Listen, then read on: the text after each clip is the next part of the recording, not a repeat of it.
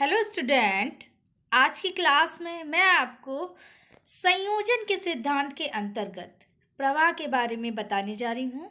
और इससे पहले वाली क्लास में मैंने आपको प्रभाविता के बारे में बताया था। ठीक है, तो आज हम लोग प्रवाह के बारे में पढ़ेंगे। प्रवाह को अंग्रेजी में रिदम कहा जाता है और भी इसको नामों से जाना जाता है, जैसे कि गति, लय। तो आज हम लोग प्रवाह के बारे में पढ़ेंगे। पहले प्रवाह का मेन समझ लेते हैं कि प्रवाह का क्या तात्पर्य है।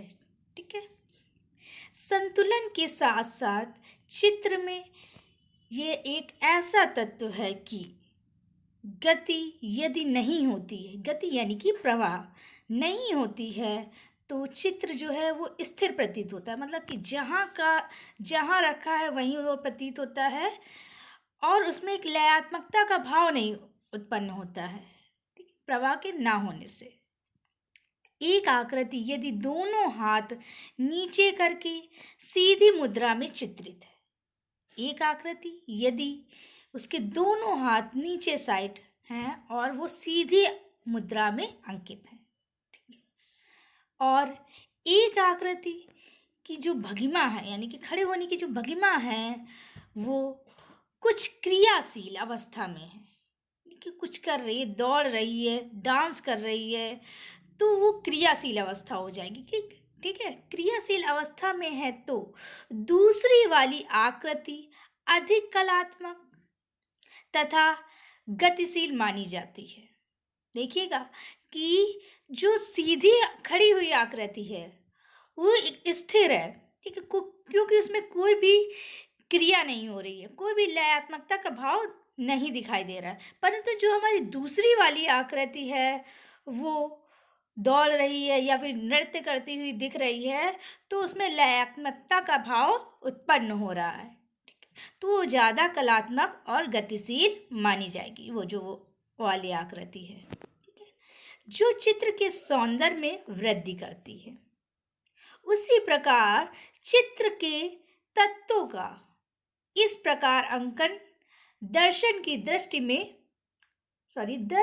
दृष्टि में केंद्र बिंदु होता है, ठीक है, ताकि वे आबोध गति में संपूर्ण क्षेत्र पर घूम जाए।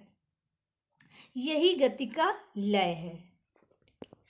तो जब हम स्टिल लाइफ ड्राइंग भी बनाएंगे तो उसमें कुछ ऐसी भी चीज़ें होती है जिसमें हमें लयात्मकता का भाव दिखाना पड़ता है। जैसे कि स्टिल लाइफ रखा है और उसके बैकग्राउंड में कोई कपड़ा है, तो उसमें भी आपको फोर्स दिखाने पड़ेंगे, काफ़ी सारी चीज़ें दिखानी पड़ेंगी, तो उसमें भी लयात्मकता का समावेश हो जाता है।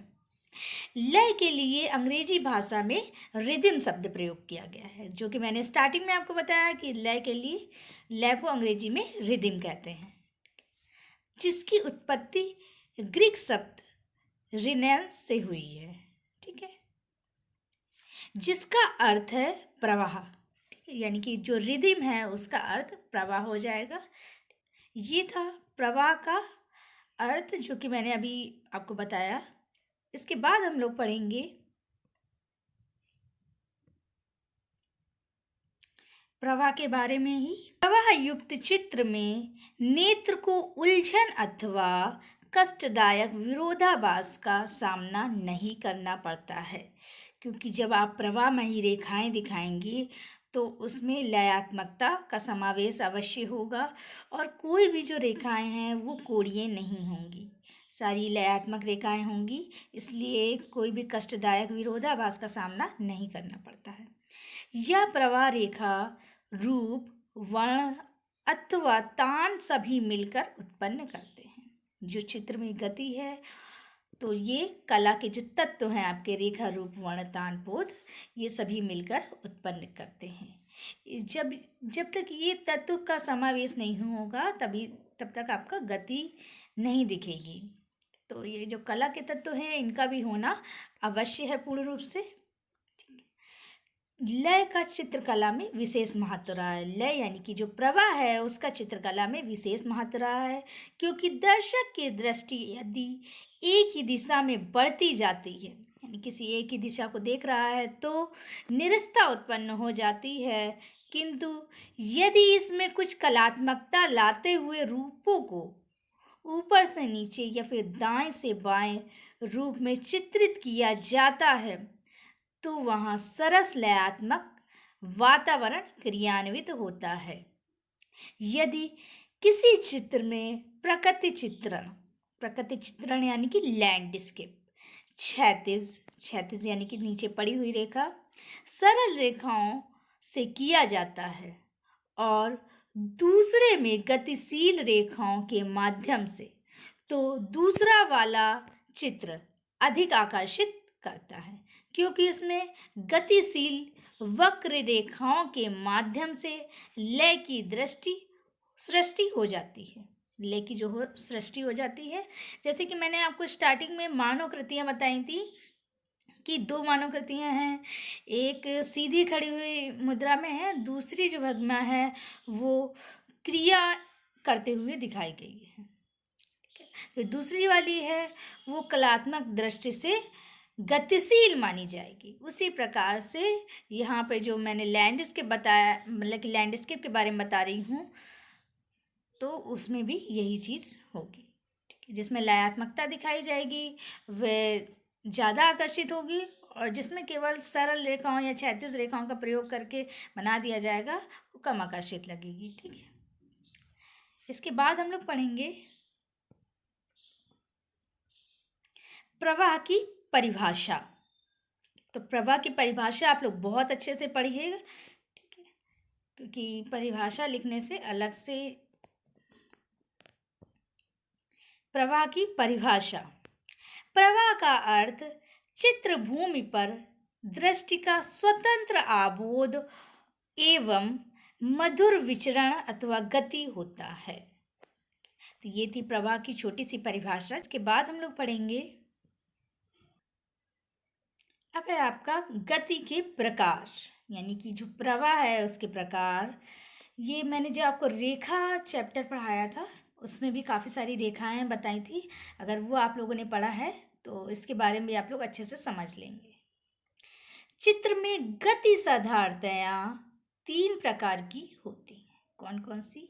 सरल, कोणीय, लहरदार। सरल रेखाएं यानी कि जो आपकी सीधी खींची गई रेखाएं होती हैं वो आपकी सरल रेखाएं हो जाती हैं।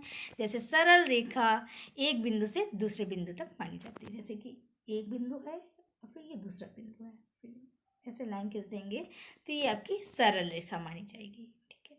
अब ये आपकी कोणीय रेखा जो बेचैनी उलझन महसूस करती है ये आपकी कोणीय रेखाएं हो जाएंगी, ठीक है। ये आपकी कोणीय रेखाएं मानी जाएंगी। कोणीयदार रेखाएं टूटी रेखा के अनुरूप होती है, टूटी रेखा के अनुरूप मानी जाती है जो आपकी कोणीय रेखाएं होती हैं। अब है आपके लहरदार रेखाएं जो होती हैं वो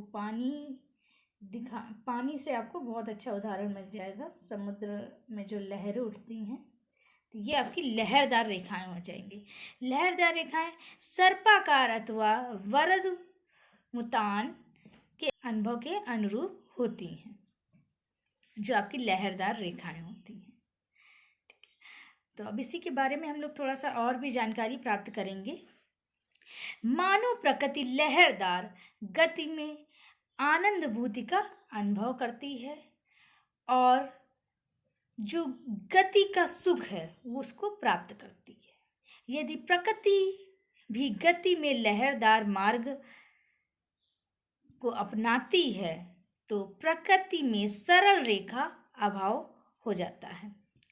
आयताकार और वृत्त में भी प्रकृति नहीं मिलती है। लहरदार गति हमें भौतिक एवं मानसिक सुख प्रदान करती है क्योंकि दृष्टि कोणीय होने से सुख अनुभव नहीं कर पाती है, लेकिन लहरदार रेखाओं के द्वारा सृष्टि को सुखद की प्राप्ति होती है। इस गति में मधुर प्रकृति होती है, इसे ही प्रवाह की संज्ञा दी जाती है। नंदलाल बासु, जिनका जन्म 1882 ईस्वी में हुआ था खड़गपुर मुंगेर जिले में, इन्हीं ने जीवन को प्रवाह कहा है, यानी कि जीवन को गति कहा है, जिससे रस निरूपण की महान क्षमता है, ठीक है। तो ये था आपका प्रवाह का चैप्टर। अब इसके बाद मैं आपको प्रमाण के बारे में बताऊंगी। प्रमाण प्रोपोर्शन, मेजरमेंट, ठीक है, तो अनुपात भी उसे कहा जाता है। इसके बाद हम लोग उसके बारे में पढ़ेंगे। आज के लिए इतना ही। Thank you student.